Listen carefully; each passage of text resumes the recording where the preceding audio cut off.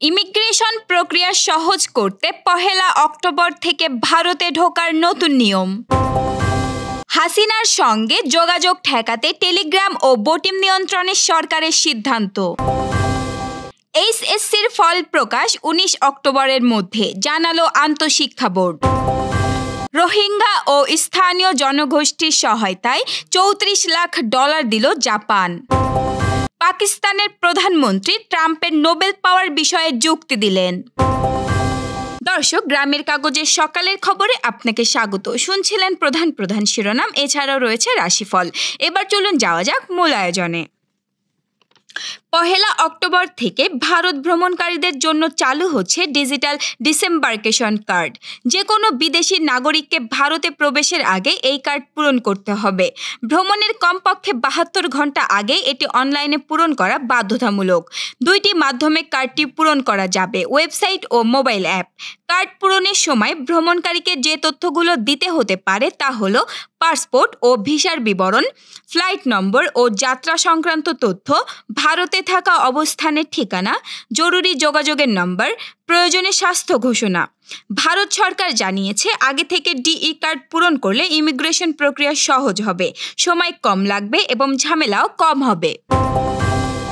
শেখ হাসিনার সঙ্গে কার্যক্রম নিষিদ্ধ আওয়ামী লীগের নেতাকর্মীদের যোগাযোগ ও অনলাইন বৈঠক বন্ধ করতে টেলিগ্রাম ও বোটিং নামে ২ জনপ্রিয় অ্যাপ নিয়ন্ত্রণের সিদ্ধান্ত নিয়েছে সরকার। ত্রয়োদশ জাতীয় সংসদ নির্বাচনের তফসিল ঘোষণার পর আনুষ্ঠানিকভাবে এই ২টি অ্যাপ বন্ধ করে দেওয়া হবে। স্বরাষ্ট্র মন্ত্রণালয় সভাকক্ষে অনুষ্ঠিত আইন শৃঙ্খলা সংক্রান্ত কোর কমিটির বৈঠকে এ সিদ্ধান্ত নেওয়া হয়। বৈঠকে আলোচনায় উঠে আসে, গত বছরের ৫ আগস্ট জুলাই গণঅভ্যুত্থানের পর তৎকালীন প্রধানমন্ত্রী ও আওয়ামী লীগের সভাপতি শেখ হাসিনা ভারত পালিয়ে যান। বর্তমানে তিনি সেখানে বসে দলীয় নেতাকর্মীদের সঙ্গে গোপনে যোগাযোগ ও ভার্চুয়াল বৈঠক করছেন। এসব বৈঠকের মাধ্যমে দেশে অস্থিরতা সৃষ্টির নির্দেশনা দেওয়া হচ্ছে বলে বৈঠকে জানানো হয়। কোর কমিটির বৈঠকে উপস্থিত একাধিক সূত্র জানায়, গত বুধবার রাজধানীতে আওয়ামী লীগের একটি ঝটিকা মিছিল থেকে ২৪৪ জন নেতাকর্মীকে গ্রেফতার করা হয়। আইন শৃঙ্খলা বাহিনীর হাতে জব্দ মোবাইল ফোন বিশ্লেষণ করে দেখা গেছে, তাদের মধ্যে ১.৫ শতাধিক ব্যক্তি শেখ হাসিনার সঙ্গে যোগাযোগ ও ভার্চুয়াল সভায় অংশ নিতে টেলিগ্রাম ও বোটিং ব্যবহার করেছিলেন।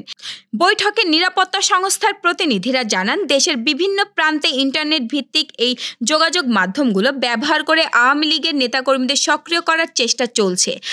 আশঙ্কা করা হচ্ছে, নির্বাচনের তফসিল ঘোষণার পর এই অ্যাপগুলো ব্যবহার করে অস্থিতিশীলতা তৈরির পরিকল্পনা হতে পারে। এ কারণে আপাতত রাতে অ্যাপ দুটির ব্যবহার ধীরে করে দেওয়া এবং পরে তফসিল ঘোষণার পর সম্পূর্ণরূপে বন্ধ করার প্রাথমিক সিদ্ধান্ত হয়েছে। টেলিগ্রাম একটি জনপ্রিয় ইন্টারনেট ভিত্তিক যোগাযোগ মাধ্যম, যার প্রতিষ্ঠাতা রুশ বংশোদ্ভূত প্যাভেল দুরভ। অন্যদিকে বোটিং যুক্তরাষ্ট্রভিত্তিক একটি অ্যাপ, যা দিয়ে কল, ভিডিও চ্যাট এবং অর্থ লেনদেন করা সম্ভব। চলতি বছরের এইচএসসি ও সমমান পরীক্ষার ফল ১৯ অক্টোবরের মধ্যে প্রকাশ হতে পারে বলে জানিয়েছে বাংলাদেশ আন্তঃশিক্ষা বোর্ড। বোর্ডের আহ্বায়ক ও ঢাকা শিক্ষা বোর্ডের পরীক্ষা নিয়ন্ত্রক অধ্যাপক এস.এম. কামাল উদ্দিন হায়দার জানান, খাতা মূল্যায়ন এখনও চলছে এবং ৩ দফা পরীক্ষা পেছানোর কারণে সময় কিছুটা বেশি লাগছে। তিনি বলেন, খাতা শিগগিরই বোর্ডে আসবে, এরপর ফল প্রস্তুত করে প্রকাশ করা হবে। লিখিত পরীক্ষা শেষ হয়েছে ১৯ আগস্ট আর ব্যবহার ভিত্তিক ৩১ আগস্ট। এবছর ১১টি বোর্ডে মোট পরীক্ষার্থীর সংখ্যা ১২ লাখের বেশি। পরীক্ষা আইন অনুযায়ী ৬০ দিনের মধ্যে ফল প্রকাশের বাধ্যবাধকতা রয়েছে।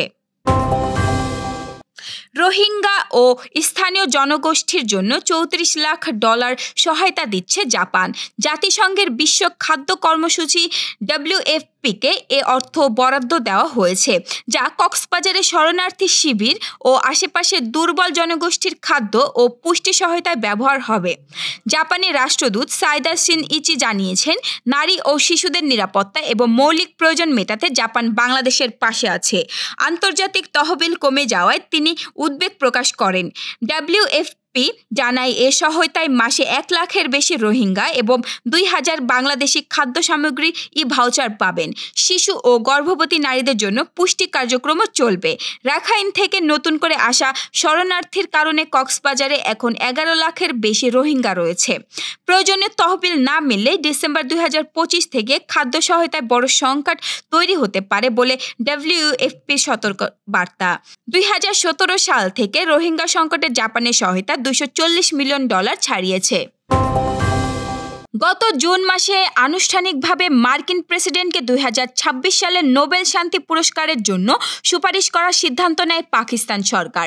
তবে এই সিদ্ধান্ত নেওয়ার আসল কারণ অনেকের কাছে গোপন ছিল। এবার সেই রহস্য প্রকাশ্যে এনেছেন পাক প্রধানমন্ত্রী শেহবাজ শরীফ।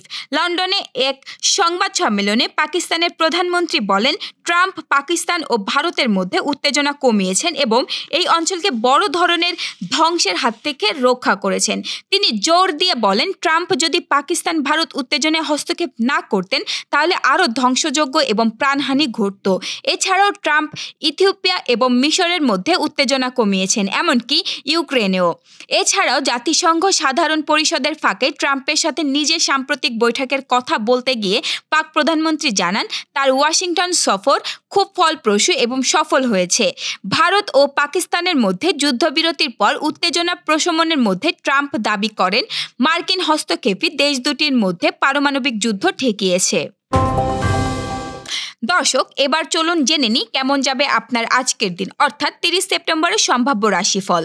মেষ রাশি, আজ উদ্যোগী ও উৎসাহী আবেগ অনুভব করবেন। কোনো নতুন পরিকল্পনায় হাত দেওয়া যেতে পারে, তবে কাজ শুরু করার আগে ভালোভাবে পরিকল্পনা করুন। মানুষের সঙ্গে যোগাযোগে মনোযোগ দিন, ভুল বোঝাবুঝি এড়িয়ে চলুন। বৃষ রাশি, অর্থ ও কর্মক্ষেত্রে ভালো সুযোগ আসতে পারে, তবে অতিরিক্ত ঝুঁকি নেওয়া থেকে বিরত থাকুন। পরিবার ও বন্ধু-বান্ধবের সঙ্গে সময় কাটাবেন, তাদের সঙ্গে ভালো সম্পর্ক গড়ে তুলতে পারেন। মিথুন রাশি, কিছু দুশ্চিন্তা থাকতে পারে, বিশেষ করে সিদ্ধান্ত নেওয়ার বিষয়ে। আজ একটু ধৈর্যের দরকার। পাঠ্য বা শিক্ষামূলক কাজ ভালোভাবে এগোবে। কর্কট রাশি, ভালো যোগাযোগ ও বোঝাপড়ার দিন হবে। ব্যক্তিগত ও পারিবারিক বিষয়ে সমঝোতা বাড়বে। স্বাস্থ্য ও মানসিক স্থিতির দিকে খেয়াল রাখুন। অতিরিক্ত কাজ বা চিন্তা এড়িয়ে চলুন। সিংহ রাশি, সৃজনশীল শক্তি আজ ভালোভাবে কাজ করবে। নিজের প্রতিভা ও দক্ষতা অন্যদের সামনে তুলে ধরার সুযোগ মিলতে পারে, তবে অহংকার বা অতিরিক্ত আত্মবিশ্বাস অতিরিক্ত চাপ সৃষ্টি করতে পারে, তাই নম্র থাকুন। কন্যা রাশি, সুশৃঙ্খলতা ও পরিকল্পনা কাজের দিব্য সুযোগ। অব্যবস্থা মেনে চলুন। পিছনের দিক দিয়ে কাজ গুছিয়ে নিন। আর্থিক দিক থেকে কিছু ভালো সম্ভাবনা দেখা দেবে।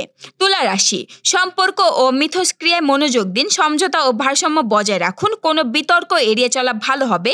আপনার নিজস্ব শান্তি ও সৃষ্টিশীলতা আজ বিশেষভাবে গুরুত্ব পাবে। বৃশ্চিক রাশি, অন্তর্মুখী ভাবনায় বেশি সময় কাটাতে পারেন। কোনো বিষয় আপনার মনে গভীরভাবে কাজ করছে, সেটি সামনে নিয়ে আসুন। অন্যদের সঙ্গে যোগাযোগ স্পষ্ট হওয়া জরুরি। ধনু রাশি, যাত্রা, শিখন বা নতুন অভিজ্ঞতা আজ সুপ্রসন্ন হতে পারে। সাহস নিয়ে নতুন কিছু শুরু করা যেতে পারে, তবে বাজেট ও সময়সীমা মাথায় রাখুন। মকর রাশি, নবীন ভাবনা ও উদ্ভাবনী দৃষ্টিভঙ্গি দিনকে সবার থেকে আলাদা করবে, তবে আস্তে কাজ করুন। দ্রুত সিদ্ধান্ত এড়িয়ে চলুন। বন্ধু বান্ধবদের সঙ্গে সম্পর্ক গড়তে পারলে উপকার হবে। মীন রাশি, অন্তরের দিক থেকে শক্ত অনুভূত হতে পারে। সৃজনশীল কাজ, লেখালেখি বা আর্ট দিয়ে নিজেকে প্রকাশ করা যেতে পারে। অন্যদের প্রতি সহানুভূতির মনোভাব ভালো ফল দিবে। দর্শক, এই ছিল এখনকার আয়োজন। আগামীকাল ঠিক একই সময় সকালের খবর দেখতে ও জানতে চোখ রাখুন গ্রামের কাগজের ইউটিউব চ্যানেল ও ফেসবুক পেজে। আর প্রতিদিনের খবরের আপডেট পেতে গ্রামের কাগজের ইউটিউব চ্যানেল সাবস্ক্রাইব এবং ফেসবুক পেজ ফলো করে রাখতে ভুলবেন না। আমাদের পরবর্তী খবর দেখুন বেলা 2:30টায়। শুভ বিদায়।